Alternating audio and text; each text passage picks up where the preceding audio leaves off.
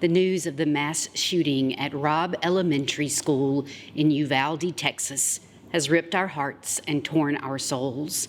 We are walking through the valley of the shadow of death, in the depths of pain and anger. We come to God, our rock, our Redeemer, our refuge, asking for help and comfort for our hurting world, and especially for the families in Uvalde, Texas, whose children 2 days ago became victims of another mass shooting in our country. Another senseless act of violence, the death of more of God's beloved children, the massacre of school children. In the words of the psalmist, I cry out to you from the depths, O Lord. My God, listen to my voice. Let your ears pay close attention to my request for mercy. My whole being hopes in God. We wait for the fulfillment of God's promise. Early yesterday morning, as my 24-year-old school teacher daughter Elizabeth prepared to leave for school, she asked me, what do I say to my students, to my third grade classroom of Hispanic children? How do I ease their fear, their burden, their worry? How can I promise them that I will keep them safe?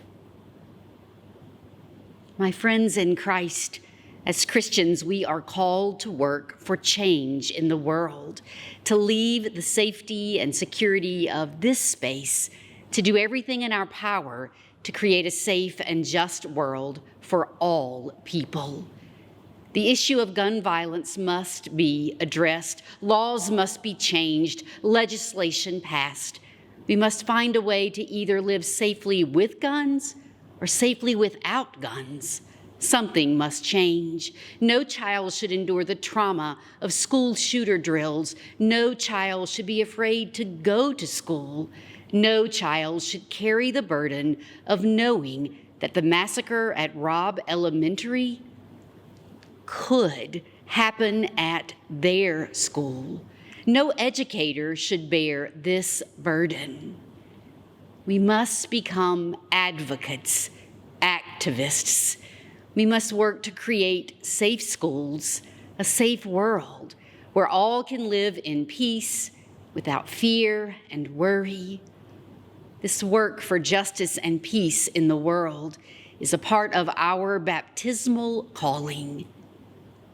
In light of another tragic school shooting in our nation, how can we, the people of God, be more effective in working for peace and justice, creating safe spaces for our children, changing the world for good, ending gun violence? We can pray for the families of the children lost to another school shooting. We can pray for the traumatized children who survived.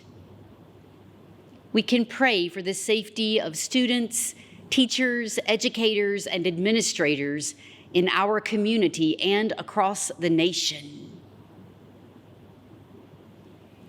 I don't know about you, but I need to do something, even if it is something small. We are, all of us, the beloved of God. God's love and light shines in and through us.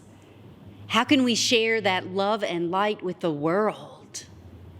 How can we extend care and kindness, support and love to educators and students? While we commit ourselves to the long fight for justice, what tangible thing can we do today, right now, this week? We can send an encouraging card or a thoughtful text to a teacher we know and love. We can reach out to a local school administrator with an email of love and support and prayers. We can deliver small treats or maybe boxes of donuts to the staff and faculty at a local school. We can make a contribution to organizations that advocate for safer gun laws. And we can refuse to let the darkness of the world darken our souls. Now, perhaps more than ever, the world needs us Christians to shine love and light. No matter how scary the world is, no matter our fear, worry, and anxiety, now is the time to extend love and kindness, patience and understanding, and grace, so much grace. When Elizabeth left for school yesterday morning, she decided on this course of action. She would shine the love and light of Christ into the Cherrydale Elementary community, and especially into her classroom. She would tell her students, "I love you, and I'll do everything in my power to keep you safe."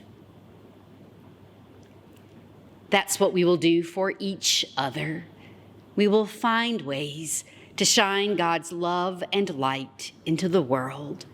We will do our part in making the world a kinder, gentler, safer place for all people. And we will do this work together, trusting that God is with us, that God is comforting us, encouraging us, blessing us, sustaining us, strengthening us to fight the good fight, the good and righteous fight for peace and justice and safety for all.